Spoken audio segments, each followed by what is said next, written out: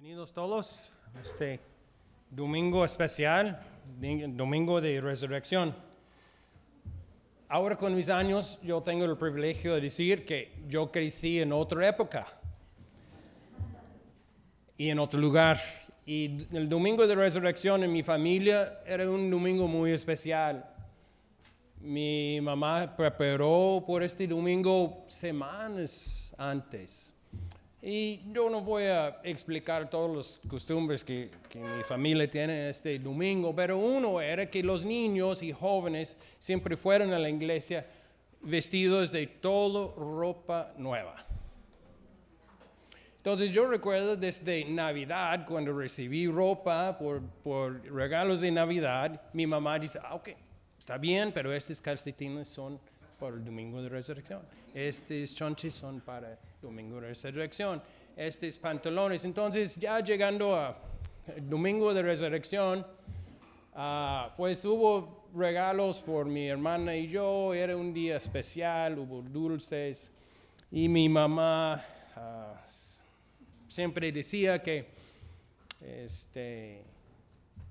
era una lástima a celebrar Navidad por semanas y semanas y por qué no el domingo de resurrección.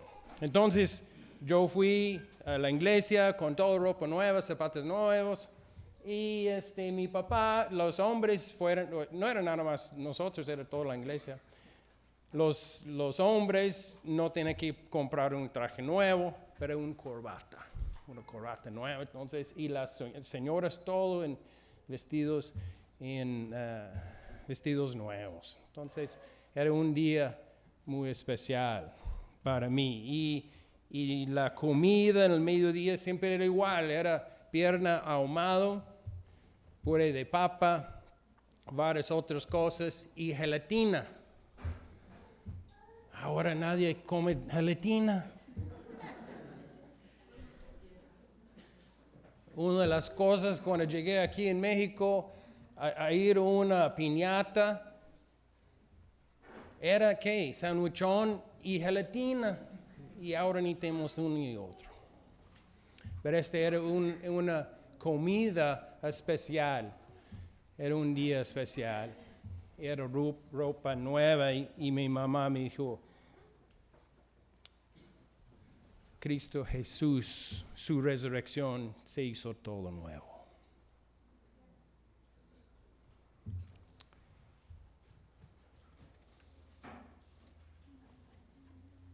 Todo es nuevo para nosotros, porque Él resucitó.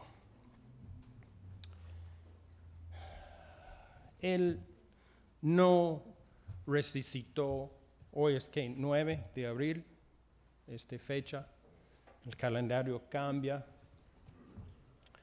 Es muy probable que Él resucitó el 3 de abril, año 33. Pero, ¿por qué estamos aquí cada domingo? ¿Por qué no estamos aquí cada sábado? Porque Él resucitó un domingo, el primer día de la semana. ¿Y por qué tenemos la Santa Cena en esta iglesia cada mes? Precisamente porque estamos recordando su resurrección, su muerte y su resurrección. Entonces, es un día especial, no precisamente la fecha que Él resucitó, pero es un día especial. Es un día de alegría si tú eres creyente esta mañana, y si no eres creyente, debe ser uno de los días más tristes en todo el año, porque no tienes paz con el Señor. Y esta mañana quiero ver estos versículos que Emilio acaba de leer, y quiero ver que el Señor tiene por nosotros esta mañana, que Él pueda hablar con nosotros a través de su palabra. Vamos a orar. Señor, damos gracias por este día especial. Gracias por tu sacrificio, Señor, que hiciste por nosotros, por tu resurrección, Señor. Y queremos escuchar de ti, Señor, a través de tu palabra y tu Espíritu Santo esta mañana, que podemos ser gente cambiada, Señor. Que podemos hacer más en la imagen de Jesucristo, saliendo de aquí de esta mañana. En el nombre de Jesús. Amén. Vamos a celebrar la Santa Cena esta mañana y a terminar el mensaje. Entonces quiero leer la advertencia en 1 de Corintios, como leemos todas las veces que celebramos la Santa Cena. La cena está abierta a todos que son creyentes. Si tú eres creyente esta mañana, estás aquí con nosotros hoy, tú puedes participar. Cena de Santa Cena no es de esta iglesia, es del Señor. Pero hay algunas restricciones que el Señor ponga, una advertencia que leemos en 1 de Corintios, y yo sé que repetimos cada vez, pero es importante. El Señor ha puesto esta parte, una advertencia a creyentes. Si no eres creyente esta mañana, no debes de participar en la Santa Cena. Pero Pablo, escribiendo a creyentes, dice en versículo 27 de capítulo 11, por lo tanto, cualquiera que coma el pan o beba de la copa del Señor de la manera indigna, será culpable de pecar contra el cuerpo y la sangre del Señor. 28. Así que cada uno debe examinarse a sí mismo antes de comer el pan y beber de la copa, porque el que come y bebe sin discernir el cuerpo, come y bebe su propia condena. Si tú eres creyente esta mañana, antes de participar en la exhortación es examinar, a confesar. Y yo lo tomo si en tu o nuestra rebeldía no estamos dispuestos a hacer cuentas con el Señor, es mejor no participar. Entonces, al final del culto ya vamos a pasar pan y la copa. Y si no estás dispuesto a examinar tu vida y hacer cuentas con el Señor, déjalo pasar. No lo tomes porque el vecino está tomándolo. No lo tomes si no estás dispuesto a examinar tu vida. Hay consecuencias, versículo 30, 31. 32 dice, pero si nos juzga el Señor, nos disciplina para que no seamos condenados con el mundo. La cosa que menos queremos es que estamos condenados con el mundo. Entonces, esta es la exhortación esta mañana. Y lo dejo así, a participar, si estás dispuesto a examinar tu vida. No ante de mí, no hay nada que confesar a mí, a la iglesia, a tu vecino. Si estás dispuesto a examinar tu vida en la luz de la palabra y antes del Señor. Y vamos a dejarlo así. Vamos a ir a Lucas, capítulo 24, que vamos a ver esta mañana. Es tal vez la historia más favorita, el mío en toda la Biblia. Yo tengo tal vez 8 o 10 partes de la Biblia que me encanta y puedo leerlo una vez y otra vez y otra vez. Este es uno, tal vez es mis versículos favoritos, y en 22 años de esta iglesia me ha tocado varias veces a compartir el domingo de resurrección, y siempre estoy usando estas palabras, estos versículos, porque me encanta la historia, me encanta la interacción entre el Señor resucitado y gente débil como yo.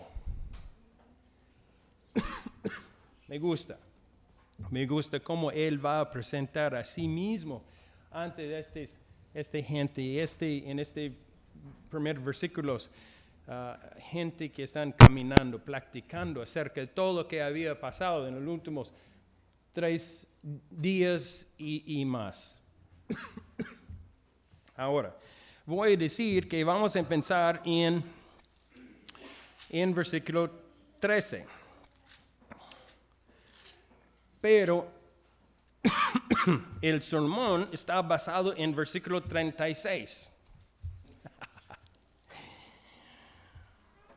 Entonces tenemos como 23 versículos de introducción.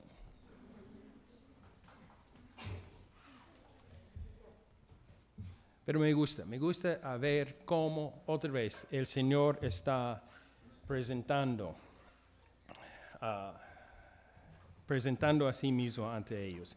Vamos a empezar entonces 13 a 35. Vamos a leerlo. Es una historia, es que pasó en este camino un lapso de algunas horas. Yo no quiero poner más significado a cada cosa que debe ser. Es una historia. Vamos a ver el carácter del Señor, vamos a ver la reacción de estos discípulos. Entonces vamos a leerlo más o menos versículo por versículo y disfrutar y poner nosotros mismos en este lugar de estos discípulos esta mañana. Vamos a empezar en Lucas 24, 13 y 14. Aquel mismo día, 2 de ellos se dirigieron a un pueblo llamado Emaús, a unos 11 kilómetros de Jerusalén. Iban conversando sobre todo lo que había acontecido. Tenemos dos discípulos. Más adelante vamos a ver el nombre de uno de ellos, Cleofas. Cleofas y otro discípulo. Hay varias personas que estudian estas cosas que sienten que es muy probable que es una pareja, es esposo o esposa. Y sabemos el nombre de él porque al final ellos van a quedar en su casa. Entonces estamos pensando que es una pareja y ellos están caminando. Y sabemos porque hemos leído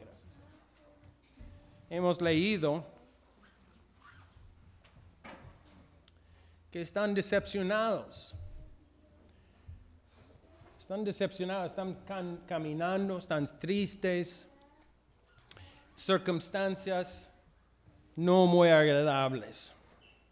Entonces, tenemos ellos caminando 11 kilómetros. Yo creo que podemos caminar 11 kilómetros en 2 horas. Fácil, ¿no? 2 horas ya están donde ellos van. Entonces, este es el caso. Y versículos 15 y 16, sucedió que mientras hablaban y discutían, Jesús mismo se acercó y comenzó a caminar con ellos. Pero no lo reconocieron, pues sus ojos estaban velados.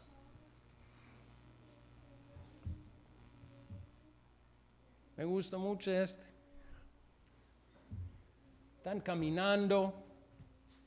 En realidad no pensaron en otra cosa de hablar que había pasado. No muy agradable. Vamos a ver más claramente que están tristes, están caminando. Y de repente Jesús está caminando con ellos.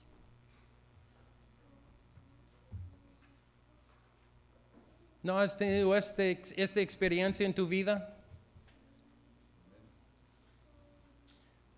Yo conozco el testimonio de algunos de ustedes y yo he escuchado algo así. Yo estaba en mi vida, no muy feliz, pero y de repente alguien habló conmigo acerca del Señor. De repente yo tenía esta inquietud. Estamos caminando en la vida y de repente, aunque no sabemos, no reconocemos a Él y de repente ¿qué? Él está caminando con nosotros. En un sentido, el Señor está omnipresente. Él está en todos lugares, en todo el tiempo.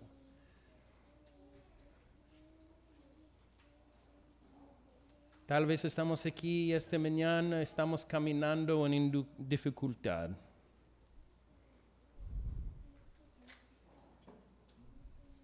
La vida no ha salido como pensamos. Hay decepción. Tal vez en relaciones personales, en finanzas. La vida espiritual no está como yo pensaba. De repente Jesús está caminando.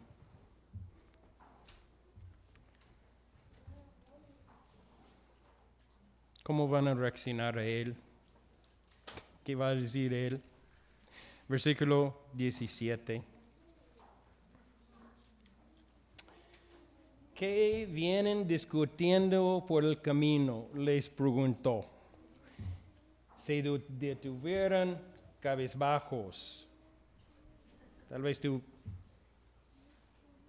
Biblia o tu versión que estás usando dice que están tristes. Cabizbajos. ¿Qué es cabizbajos? Que ya no puede levantar, ¿no? ¿Nunca has sentido así?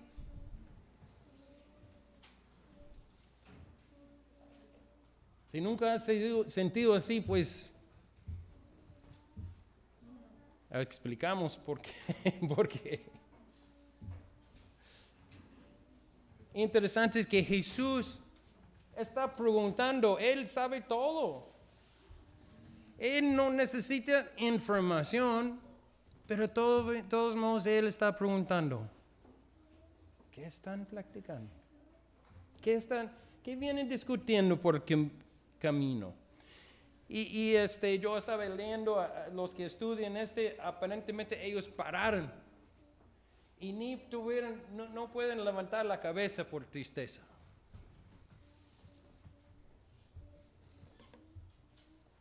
¿Hemos pasado por tiempos así? Y interesante que Jesús está pidiendo que, explíqueme. ¿Dónde vemos mucho? En los salmos. Vemos a los salmistas compartiendo sus lágrimas, compartiendo, expresando a veces su tristeza, en muchos casos su falta de fe. Jesús diciendo, ¿cuál es tu problema? ¿Cuál es el asunto? En un sentido, esta mañana Jesús todavía pregunta, ¿cuál es el problema?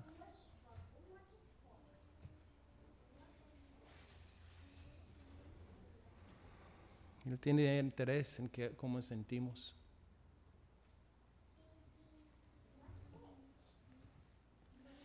(18 y 19) dice, y uno de ellos, llamado Cleofas, le dijo, ¿eres tú el único peregrino en Jerusalén que no se ha enterado de todo lo que ha pasado recientemente? ¿Qué es lo que ha pasado? Les preguntó. Lo de Jesús de Nazaret. Era un profeta poderoso en obras y en palabras delante de Dios y de todo el pueblo. ¿Eres tú el único peregrino en Jerusalén que no sé qué ha enterado de todo lo que ha pasado recientemente? El chistoso es que Él es el único que entiende qué ha pasado.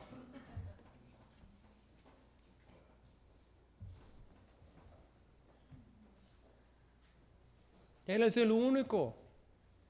Ellos en su ignorancia va a compartir con él qué ha pasado. Y ellos no entienden ni 5% del asunto.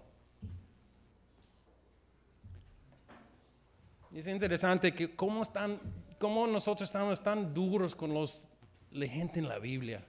Estamos duros con Abraham y todos no, sí, si yo estaba, no hice cosas así.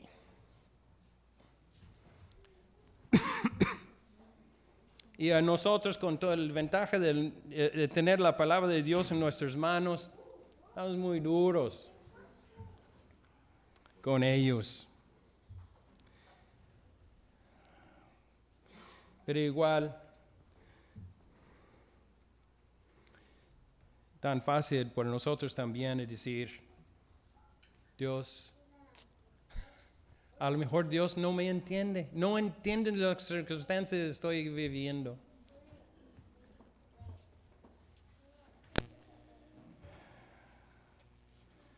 Entonces, Cleofas, va a empezar a explicar a Jesús qué había pasado. 19, tenemos un parte de la explicación. Lo de Jesús de Nazaret era un profeta poderoso en obras y en palabras delante de Dios y de todo el pueblo. Y en versículos 20, 21, 22, 23 y 24 vamos a ver 3 partes de su explicación. Primero, en versículo 20, los jefes de los sacerdotes y nuestros gobernantes lo entregaron para ser condenado a muerte y lo crucificaron. Esta parte, él tenía razón. Interesante que él no menciona a los romanos. Él tiene dos errores.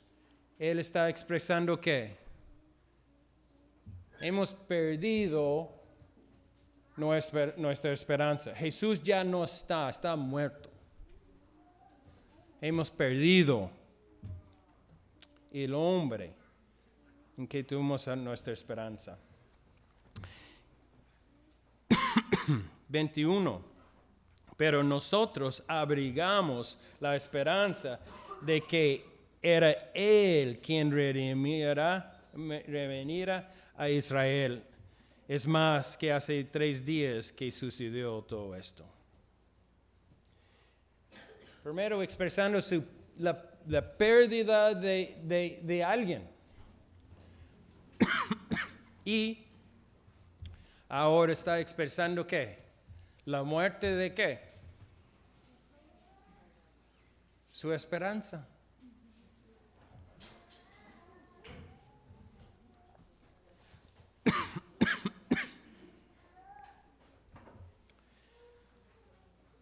Y 22, 23 y 24.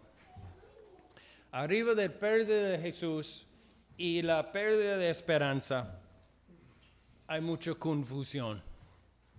22 dice, también algunas mujeres de nuestro grupo nos dejaron asombrados. Esta mañana muy temprano fueron al sepulcro, pero no hallaron su cuerpo. Cuando volvieron, nos contaron que se les habían aparecido unos ángeles, quienes les dijeron que él está vivo. Algunos de nuestros compañeros fueron después al sepulcro y lo encontraron tal como había dicho las mujeres, pero a él no lo vieron.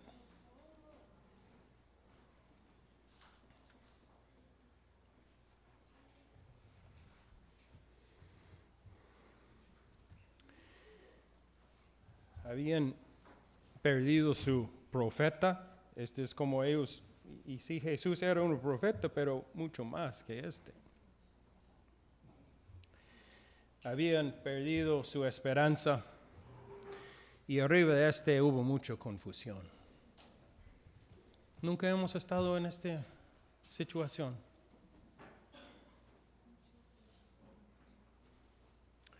Perdimos algo y con esta cosa Se fue mucha esperanza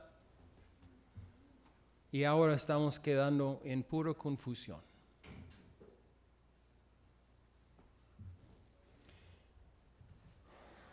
Dolor, arriba dolor, arriba de un dolor de confusión. Ahora, ¿qué hacemos? ¿Qué hago?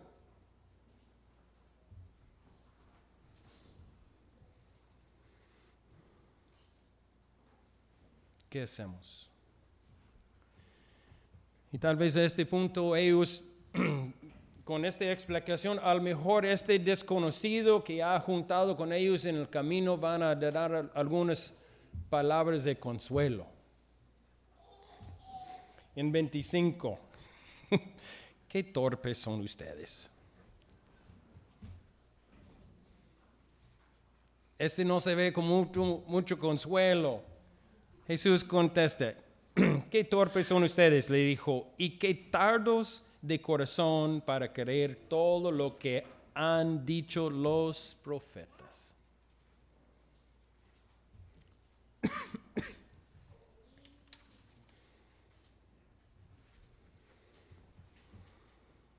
¿Cuál profetas?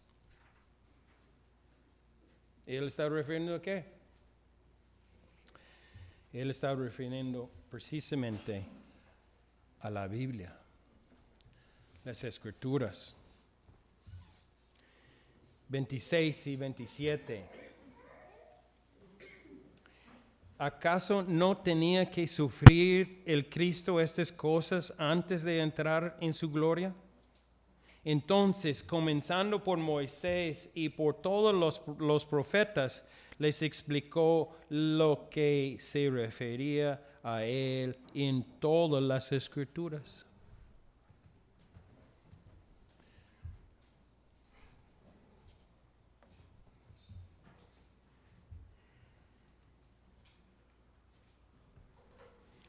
Cuando Jesús estaba confrontando la tentación en el desierto, ¿cómo contestó el diablo? Escrito está. Ellos estaban explicando a él su decepción, su pérdida, su confusión. Y donde él está dirigiendo a ellos a encontrar la solución. En la palabra de Dios.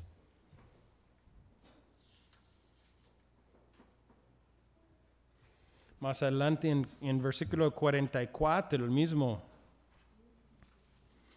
Otra vez Jesús va a juntar con los 11 y dice, cuando todavía estaban yo con ustedes, les decía que tenía que cumplirse todo lo que está escrito acerca de mí en la ley de Moisés, en los profetas y en los salmos.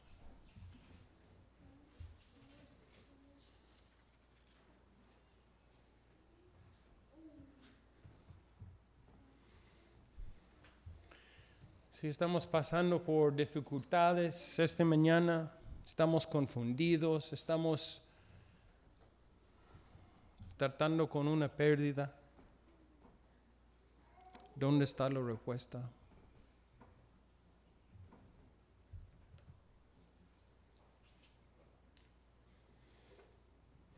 En la palabra de Dios. Jesucristo mismo, Él era capaz de dar palabra nueva de Dios. Pero Él refiere precisamente a la palabra que ellos tenían.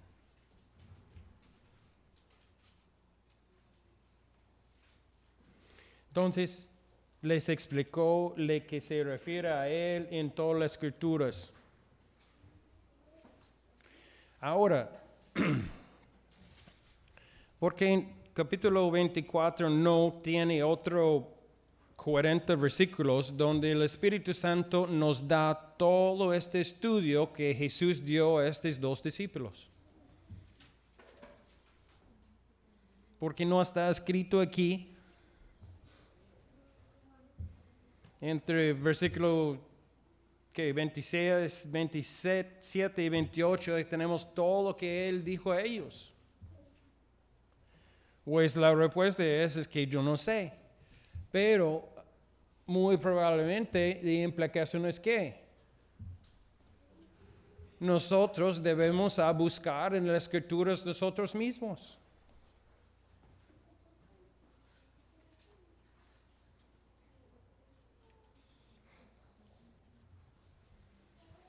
La respuesta está.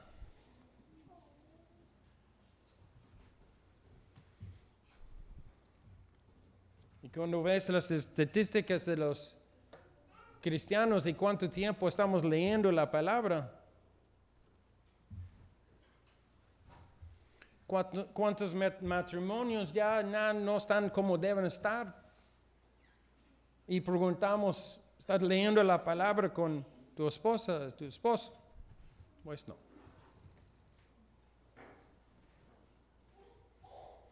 No, mis hijos, no. ¿Estás leyendo la palabra? No. Siento muy triste, estoy pasando por este. ¿Estás buscando la palabra? No.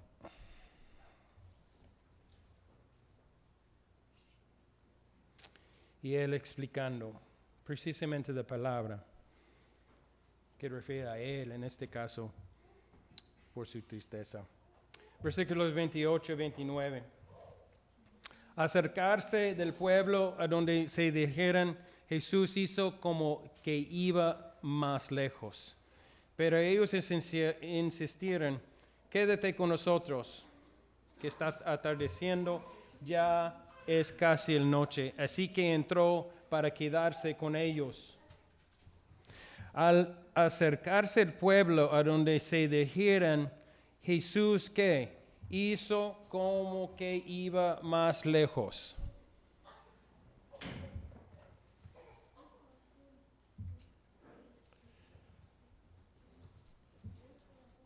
Jesús estaba esperando ¿qué?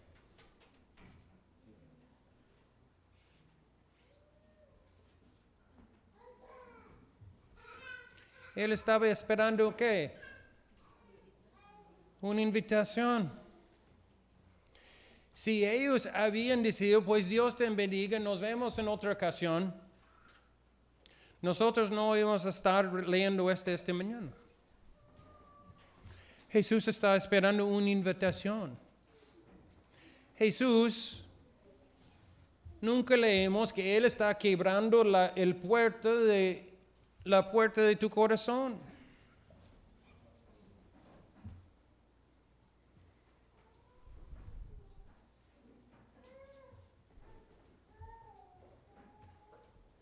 Él está esperando una invitación. Él no va a forzarte, ni va a forzarte a examinar tu propia vida antes de la Santa Cena. Hay una exhortación.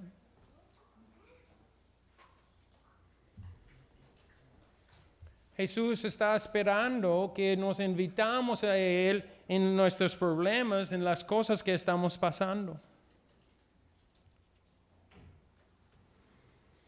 Pero sin invitación,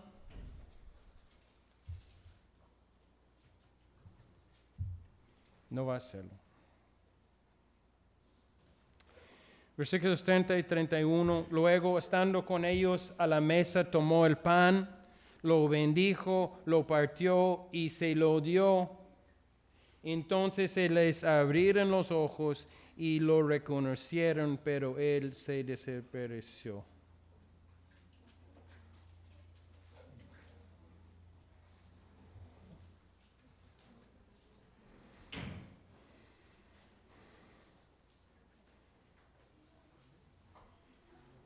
¿Lo reconocieron cuando entró a la casa? No. ¿Cuando tomó el pan? No. ¿Cuando dio gracias a Dios por el pan? No.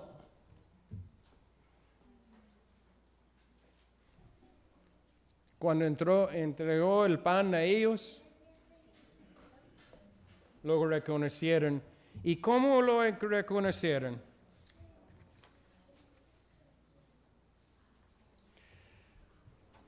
Jesús abrió sus ojos.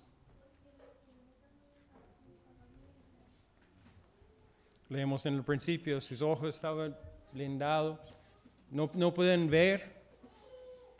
Jesús no permitió que ellos entendieran quién era Él. Pero al final Jesús abrió sus ojos, y uno de los problemas más fuertes que nosotros tenemos como creyentes es porque somos ciegos.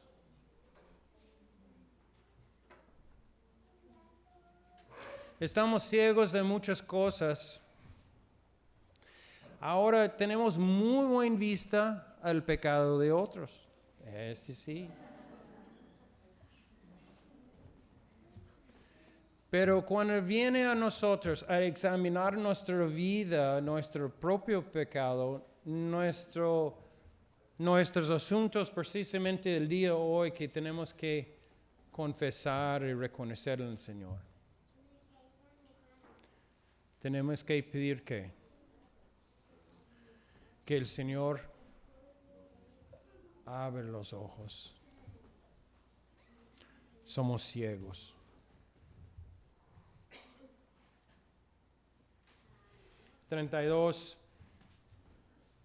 Se decían el uno a otro, ¿no ardía nuestro corazón mientras conversaban con nosotros en el camino y nos explicaba las Escrituras?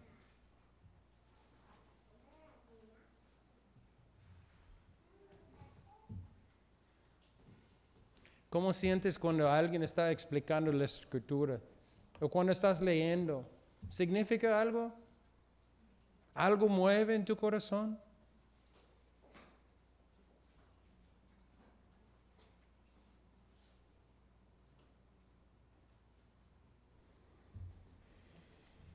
Ellos no ardían nuestro corazón cuando Él explicaba las Escrituras.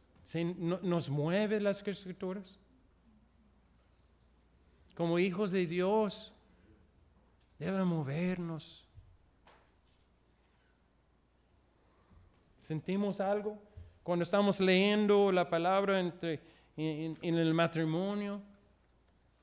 ¿Sentimos algo? ¿Nos mueve?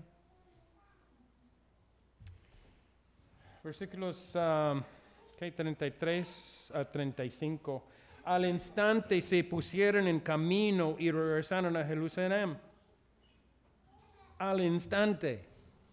¿Qué es al instante? Un ratito. Al instante es al instante. Hay noticias que no puede esperar. Ellos podrían decir, pues ¿sabes qué? Bastante interesante, pero la próxima vez que vamos a Jerusalén, otra semana o dos, pues ya vamos a mencionarlos a los discípulos acerca de qué hemos escuchado. No. Ellos tenían ¿qué? Noticias que no esperaba.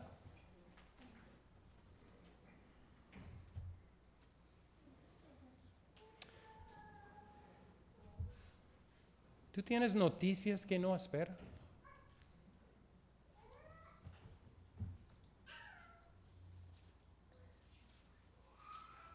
Hay familia, hay vecinos, hay conocidos, hay compañeros de trabajo que tenemos noticias que no esperan. No, un día voy a mencionar algo. Estos discípulos tenían noticias que no esperaban. Allí encontraron los 12 y a los que estaban reunidos con ellos. Es cierto, decían, el Señor ha resucitado y se han aparecido a Simón.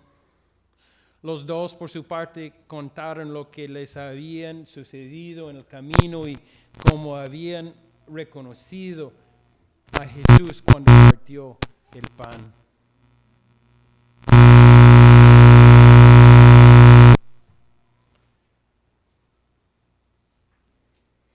Rápidamente me gustaría ir a primero de Pedro, capítulo 1, versículos 3 a 9.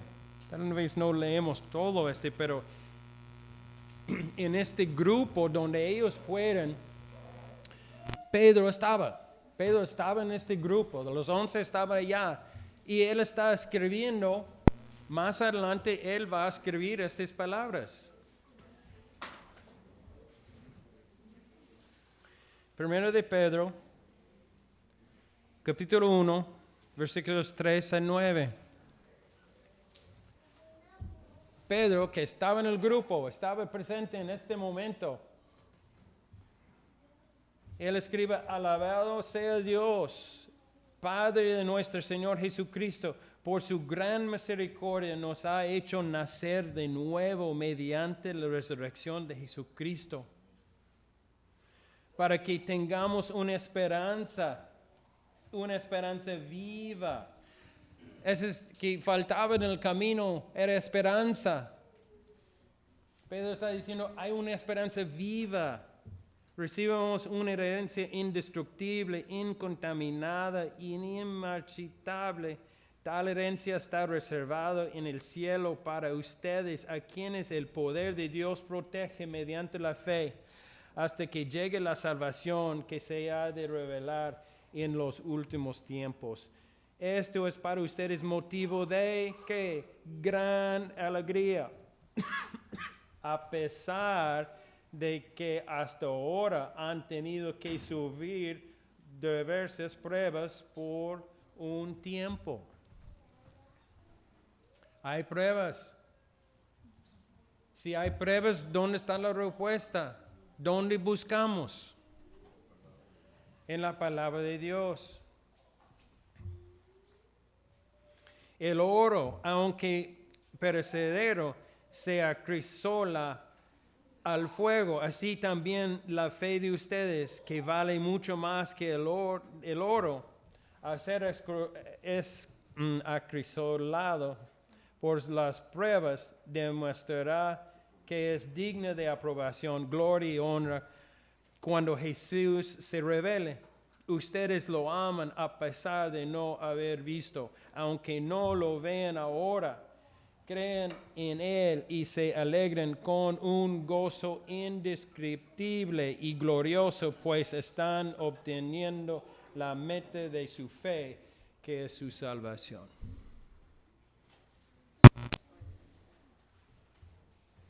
Casi como él estaba pensando en los dos en el camino a Emaús. Y con esto llegamos al versículo 36, donde queremos empezar.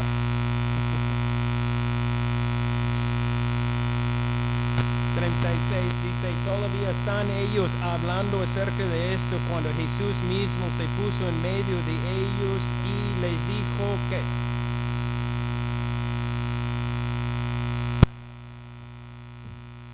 mi Biblia dice, paz a ustedes.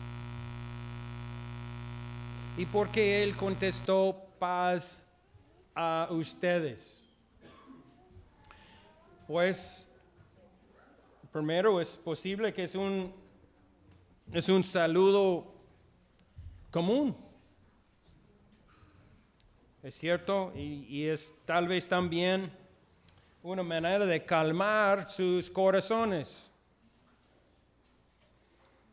Tenemos que recordar que hace 3 días algunos habían negado a conocerlo, todos abandonaron a él. Y él está llegando a ellos y sus primeras palabras son ¿qué? Paz a ustedes. Pero hay mucho más en estas palabras. Vamos a ir a Juan capítulo 20. Donde tenemos el mismo historia, el mismo tiempo donde ellos estaban juntados. En Juan capítulo 20, versículo 19.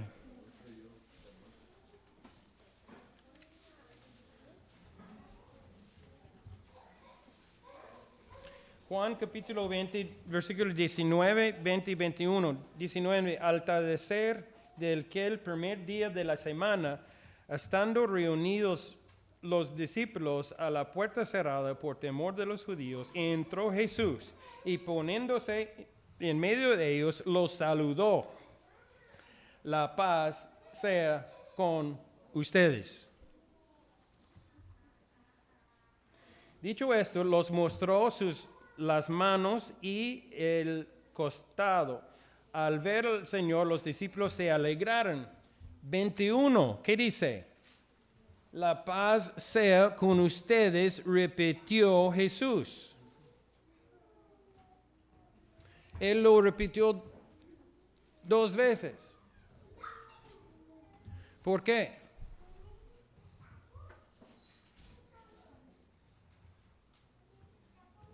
Ahora tenemos que reconocer quién está hablando. Jesús está hablando.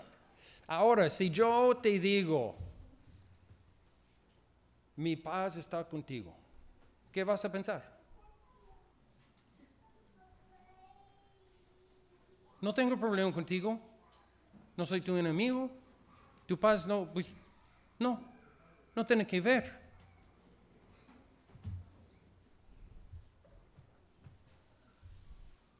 La duda aquí es, ¿ya somos amigos? ¿Tenemos paz con Dios? ¿O somos enemigos de Dios?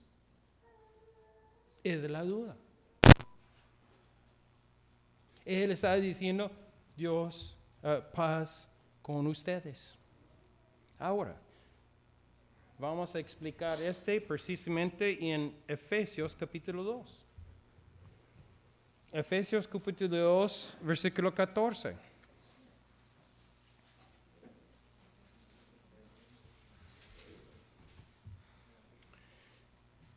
Efesios capítulo 2, 14. Efesios 2, 14 dice, ¿cuál es la primera palabra? Dice, porque Cristo es Él es nuestra paz. De los 2 pueblos ha hecho un solo, derribando mediante su sacrificio el muro de enemistad que nos separaba, pues anuló la ley con sus mandamientos y requisitos. Lo hizo para crear en sí mismo de los 2 pueblos una nueva humanidad al hacer la paz, para reconciliar con Dios a ambos en un solo cuerpo mediante la cruz, por la que dio muerte a la amistad. 17. Él vino y proclamó paz a ustedes que están lejos y paz a los que estaban cerca. Pues por medio de Él tenemos acceso al Padre por el mismo Espíritu.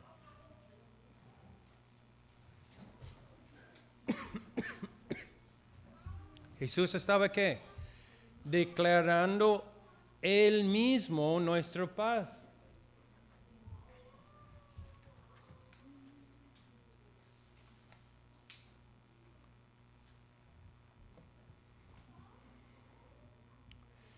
Antes que hablamos más acerca de nuestra paz a través de Jesucristo, tenemos que reconocer que no todos tienen paz con Jesucristo.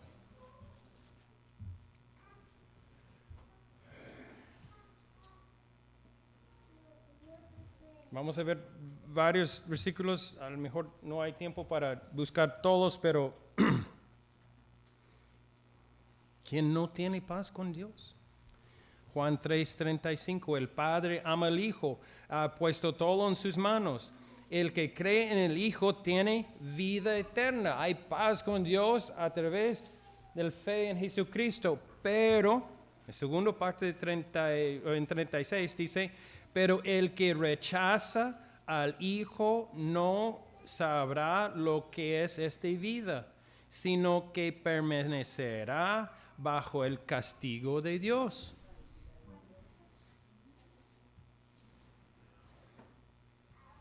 Romanos 2:5.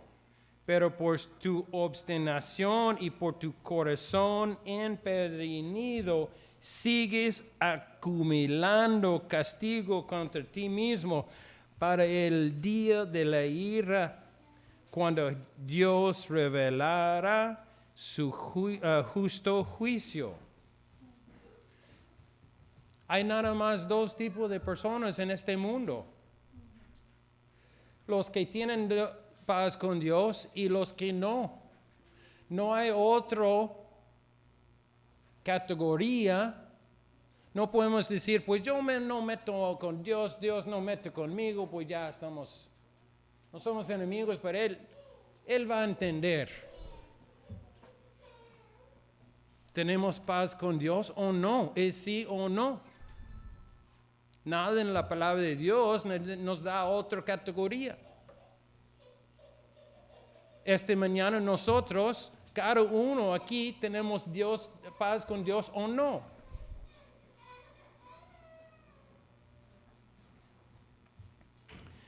Por los que por egoísmo rechazan la verdad para aferrarse a la maldad recibirán el gran castigo de Dios. Romanos 2:8.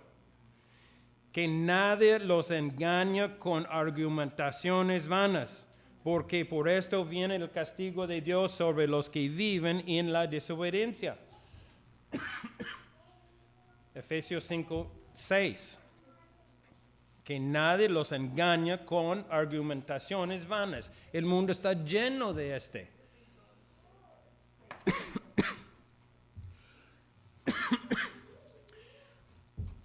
Yo tengo un primo, ya falleció, pero su hijo es un pastor. Es un pastor de, 2,000 miembros en su iglesia. Una iglesia cristiana. Hace un año él levantó para explicar a su congregación que no hay infierno. Todos van al cielo. Todos tienen paz con Dios. Es mejor que estás en la iglesia de Él y ofrendando, pero todos van al cielo.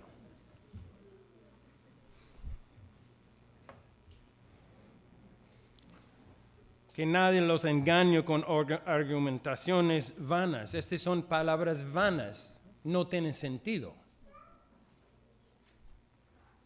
Charles Stanley es un conocido, yo creo que ya está jubilado, no sigue predicando, pero en una iglesia grande, hay hermanos aquí que han escuchado de él, leer sus libros. Él tiene un hijo. Su iglesia tiene 50,000 miembros entre la iglesia principal y los otros. 50,000 miembros. Hace 2 años él declaró que el Antiguo Testamento no es la palabra de Dios. No tiene que ver. Y el Nuevo Testamento es más o menos, tienes que saber cuál es bueno y cuál no. Él sabe. Y hace algunas semanas ya declaró que pues todos estos asuntos sexuales, los transgénitos y todo pues ya.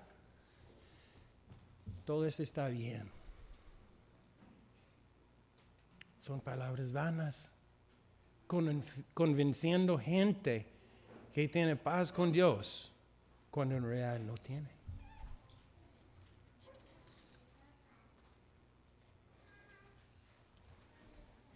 Filipenses 3:18. Como les he dicho a menudo, y ahora lo repito hasta con lágrimas, muchos se comportan como enemigos de la cruz de Cristo. Su destino es la destrucción, adoran al Dios de sus propios deseos y se enorgullecen de lo que es su vergüenza, solo piensan en lo terrenal.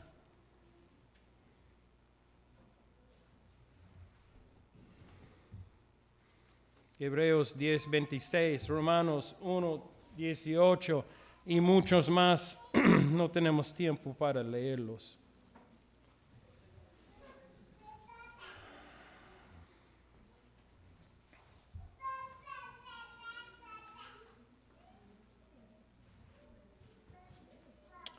Regresando del tema de paz con Dios.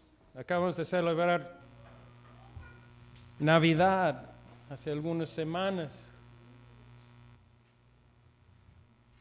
Lucas 2:14, gloria a Dios en las alturas del cielo y en la tierra, ¿qué? Paz a aquellos en quienes descansen su favor. Paz a todos, es cielo para todos, es un carro nuevo para todos.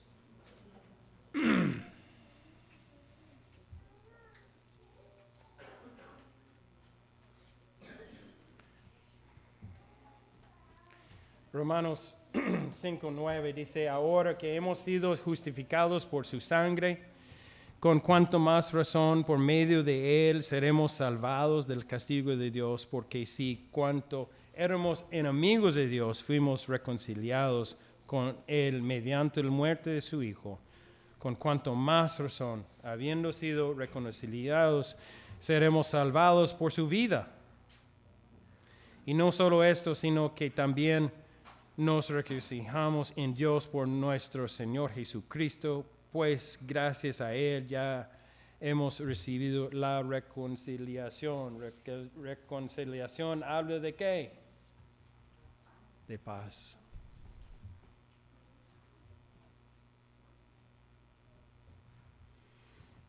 Que el Dios de la esperanza los llene con toda alegría y paz de ustedes que creen en Él, para que rebosen de esperanza por el poder del Espíritu Santo.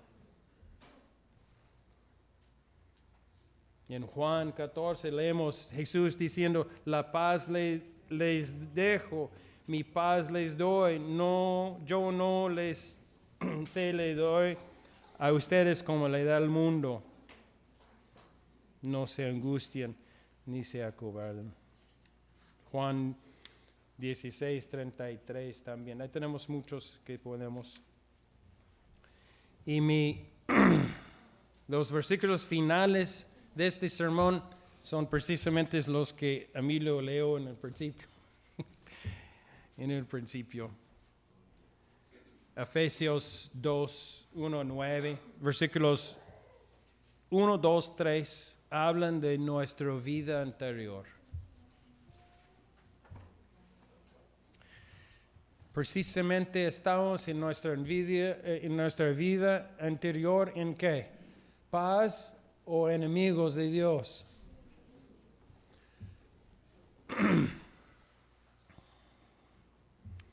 Y tal vez uno de los versículos más hermosos en toda la Biblia, versículo 4 de Efesios 2, primeras dos palabras, ¿qué son? Pero Dios. Nosotros estamos aquí hoy por estas dos palabras, pero Dios. Pero Dios, que es rico en misericordia por su gran amor por nosotros, nos dio vida en Cristo, aun cuando estábamos muertos en pecados. Por gracias ustedes han sido salvos. Él vino para declarar paz en nosotros, en salvarnos. 6 dice, en unión con Cristo Jesús, Dios nos resucitó y nos hizo sentar con Él en las regiones celestiales, para mostrar en los últimos tiempos venideros la incomparable riqueza de su gracia que por su bondad derramó sobre nosotros en Cristo Jesús.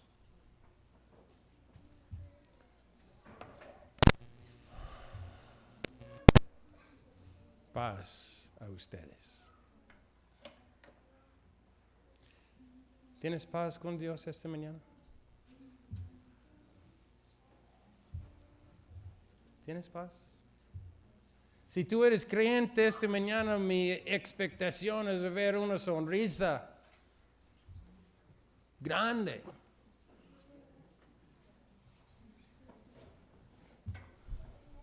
Algunos.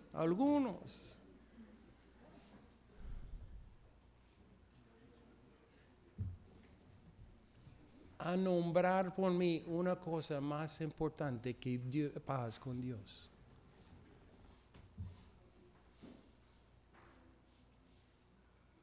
No hay nada más importante en esta vida. No importa el dinero, la casa, el carro, el título que tienes, tu pasatiempo, tu, no sé, comida. Si no tienes paz con Dios,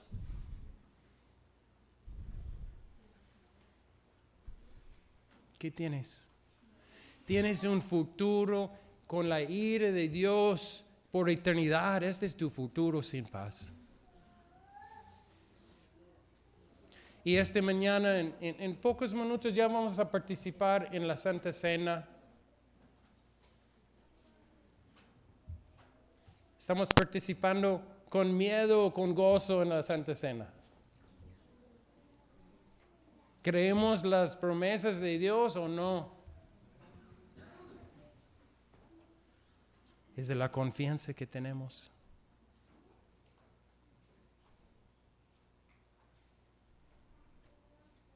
¿Tienes esta confianza esta mañana? Si no, a no participar.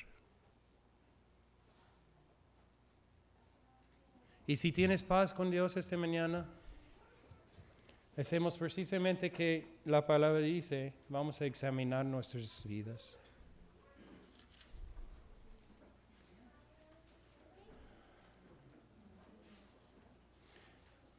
Si no sientes que tienes algo a confesar al Señor esta mañana, es mejor no participar, porque no estás viendo algo.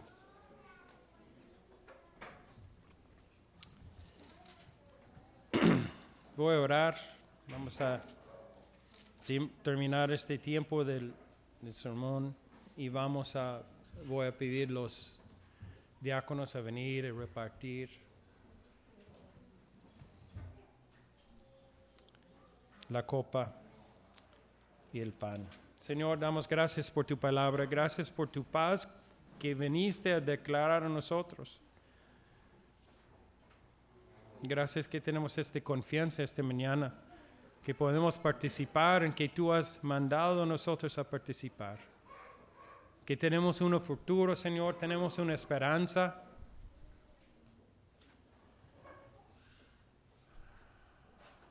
Tenemos una esperanza en medio de todos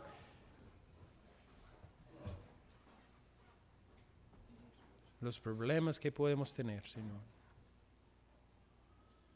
Sabemos que tus promesas son seguros.